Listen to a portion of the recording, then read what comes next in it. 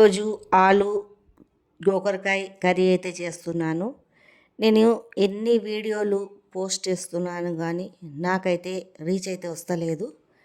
ఇది దేని గురించో నాకైతే అర్థమైతలేదు. నేనైతే ఉట్టి ఫుడ్ వీడియోలు కంటెంటే చేస్తున్నాను. వేరే వీడియోలు ఏమైతే పోస్ట్ అయితే చేస్తలేను. ఉట్టి ఫుడ్ వీడియోలే పోస్ట్ చేస్తాను. కానీ ఎందుకు రీచ్ ఉంటలేదో ఏమో 3 సంవత్సరాల నుంచి అయితే వీడియోలు పెడుతూనే వస్తున్నాను.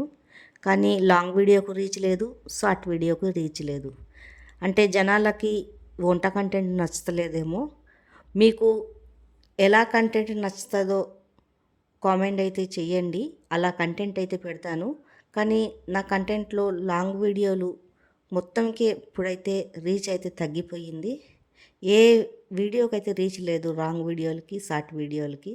అంటే జనాలకి ఇలా వీడియోలు నచ్చదేమో, ఫుడ్ కంటెంట్ వీడియోలు. వాళ్ళు దేని గురించో చూస్తలేరో నాకైతే అర్థమైతే లేదు. 3 సంవత్సరాల నుంచి పెడితే రూపాయి లాభం లేనిది ఇంత కష్టపడి పెడుతూనే ఉన్నాను. దానివల్ల అయితే వీడియోల వల్ల అయితే స్ట్రెస్ అయితే వచ్చేస్తుంది, తలనొప్పి.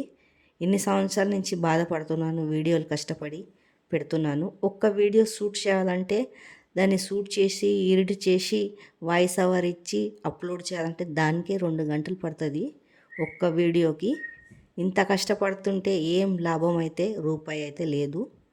కానీ అయినా కానీ వస్తుందేమో అని రీచ్ వీడియోలు అయితే పెడుతూనే ఉన్నాను. వీడియోకి ఏ రీచ్ ఉండలేదు. లాంగ్ వీడియో అయితే వాచ్ చేసి అయితే చూసి సపోర్ట్ అయితే చేయండి. మీకు ఈ కర్రీ నచ్చినట్లయితే లైక్, సబ్స్క్రైబ్ అయితే చేసి సపోర్ట్ అయితే చేయండి.